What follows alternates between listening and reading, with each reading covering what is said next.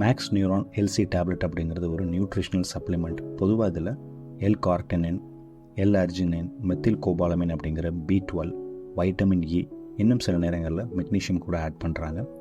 இது எதுக்கெல்லாம் ப்ரிஸ்கிரைப் பண்ணுறாங்க அப்படின்னு பார்த்தீங்கன்னா, நரம்பு ஆரோக்கியத்தை மேம்படுத்துறதுக்கும், எனர்ஜியை ப்ரொடியூஸ் பண்ணுறதுக்கும், நியூட்ரிஷனல் டெஃபிஷியன்சியை சரி பண்ணுறதுக்காகவும் கொடுக்குறாங்க. இன்னும் நிறைய காரணங்களுக்காக அதை பயன்படுத்துகிறாங்க. என்ன அப்படிங்கிறத பார்க்கலாம், ஸ்கிப் பண்ணாமல் பாருங்கள். நம்பர் 1, பெரிஃபரல் நியூரோபதி, அதாவது கை கால்களில் குத்துற மாதிரி இருக்கிறது, மதமதப்பு, பர்னிங் சென்சேஷன், இந்த மாதிரி இருக்கும்போது இதை பயன்படுத்துவாங்க. ரெண்டாவது, டயபெட்டிக் நியூரோபதி, அதாவது டயபெட்டிஸ்னால நரம்புகளில் சில பிரச்சனைகள் ஏற்படும், அந்த மாதிரியான சூழலில்.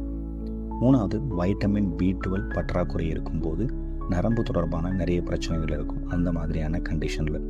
பொதுவான வீக்னஸ், சோர்வு, இது எல்லாமே பார்த்திங்கன்னா நியூட்ரிஷனல் பற்றாக்குறையினால் ஏற்படும். சில நேரங்களில் ரெட் பிளட்ஸை உருவாக்கவும் பார்த்திங்கன்னா இந்த மாதிரியான மாத்திரைகள் தேவைப்படும். அது உங்களுடைய ஓவரால் நர்வ் ஃபங்க்ஷனை நல்லாவே இம்ப்ரூவ் பண்ணும். இதில் இருக்கக்கூடிய வைட்டமின் இ பார்த்திங்கன்னா ஆன்டி ஆக்சிடெண்ட்டாக செயல்படும். ஸோ ஆக்சிடேட்டிவ் ஸ்ட்ரெஸ்ஸை குறைக்கிறதுக்கும் இது பயன்படும். இது எப்படி வேலை பார்க்குது அப்படின்னு பார்த்தீங்கன்னா, இதில் இருக்கக்கூடிய வைட்டமின் B12 உங்களுடைய நர்வ்ஸை ரிப்பேர் பண்ணவும் மெயின்டைன் பண்ணவும் பயன்படுது. எல்-கார்டினின் அப்படிங்கிறது பார்த்திங்கன்னா எனர்ஜியை ஃபேட்டில் இருந்து ப்ரொடியூஸ் பண்ணுறதுக்கு ஹெல்ப் பண்ணும். மூணாவது, எல்-அர்ஜினைன் அப்படிங்கிறது ரத்த ஓட்டத்தை இன்க்ரீஸ் பண்ணும்.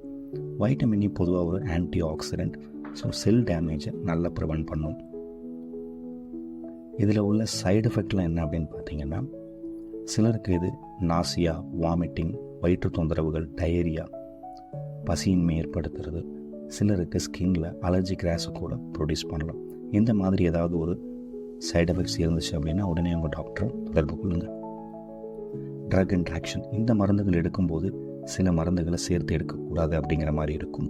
அதாவது ஃபெனிடாயின், வலிப்பு நோய்க்காக கொடுக்கக்கூடிய மருந்துகள், கான்ட்ராசெப்டிவ் பில்ஸ், குளோரம்ஃபெனிகால், அதுக்கப்புறம் ஒமிப்ரசோல், சிமெட்டிடின் மாதிரியான மாத்திரைகள், சில ஆன்டிபயோட்டிக்ஸான டெட்ராசைக்ளின், நியோமைசின் மாதிரியான மாத்திரைகள் இந்த மருந்துகளோட சேர்த்து எடுக்கக்கூடாது.